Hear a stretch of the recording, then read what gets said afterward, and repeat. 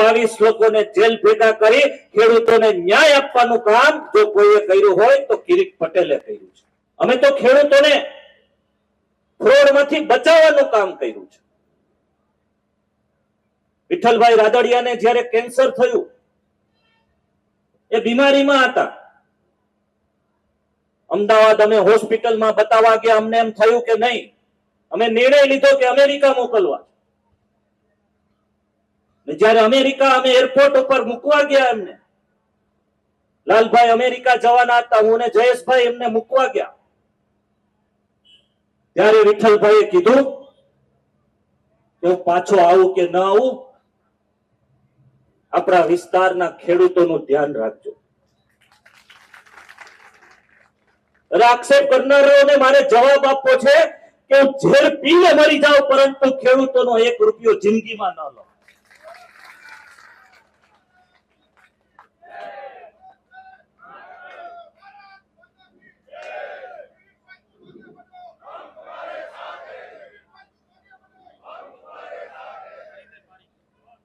પહોંચ્યા જ નથી તો ઉઘરાણી ખેડૂત પાસે શું કામ? ઉઘરાણીની નોટિસો ગામડે ગામડે પધરાવી દીધી છે।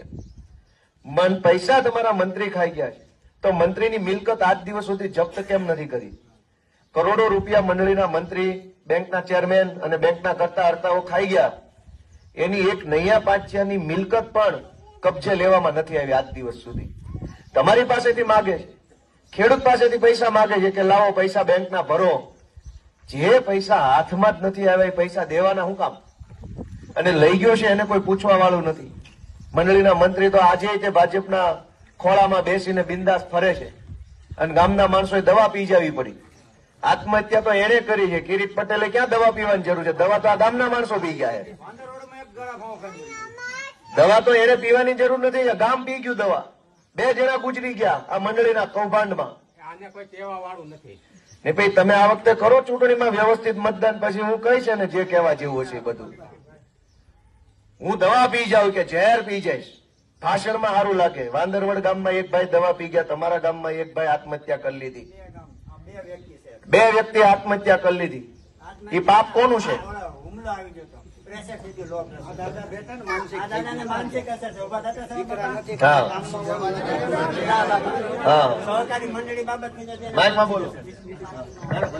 સવા બાપા સાવલિયા છે ને એને સહકારી મંડળી બાબતથી જે માનસિક અસર છે।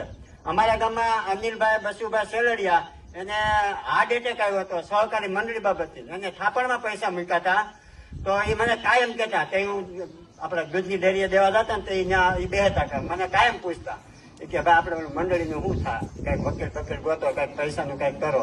ડેલી સર્વિસ મને કહેતા કે આ રમેશભાઈ પવનભાઈ આંબલિયા સાંજે કાયમ અમારે હસુભાઈ દુકાને બેસતા, એ કાયમ અમારી બેઠક જ ત્યાં હતી, એ કાયમ એ કહેતા અમને એ ભાઈ ને 2 ને બોલો પ્રેશર એટેક ને હુમલો આવી ગયો। આ ભાઈ ને એમ હતું, આ ભાઈ અમે બહુ મહેનત કરી આની, આ ભાઈ ને ચાલો તાત્કાલિક દવાખાને લઈ ગયા એટલે તાત્કાલિક સારવાર થઈ ગઈ, આ ભાઈ ને ફ્યુઝ જ ઉડી ગયો હતો।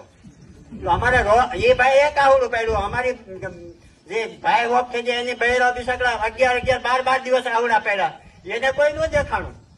અમારી બાજુ રોવાય એના આવડા દેખાણા, અમારી બાજુ રોવે એના આવડા ન દેખાણા।